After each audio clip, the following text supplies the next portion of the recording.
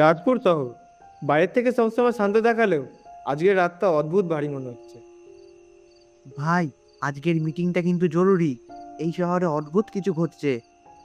গত 2 সপ্তাহে 3জন মানুষ হঠাৎই গায়েব, কোনো ক্লু নেই।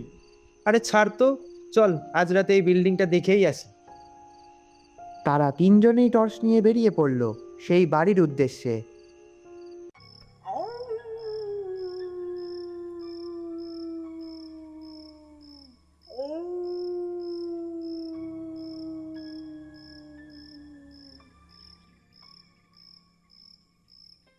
বাইরে থেকে এত খারাপ লাগছে, ভিতরে গেলে কি হবে কে জানে। চুপ থাক, সব সময় তুই ভয় পাস। চল গোয়েন্দারা।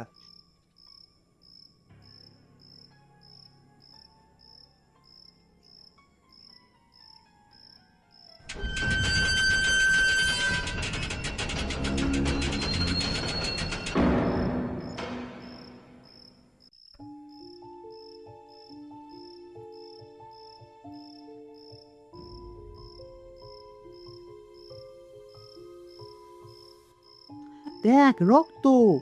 আর এটা একেবারে টাটকা। এখান থেকে তাড়াতাড়ি বেরিয়ে চল, এটা মোটেও স্বাভাবিক জায়গা না। ওই সময় উপরতলা থেকে একটা শব্দ। তারা দৌড়ে উপরে ওঠে। রুমে ঢুকতেই দেখা যায় ভাঙা কাঁচ, দেওয়াল জুড়ে অদ্ভুত চিহ্ন। এগুলো কি কোনো অন্ধকার রিচুয়ালের চিহ্ন?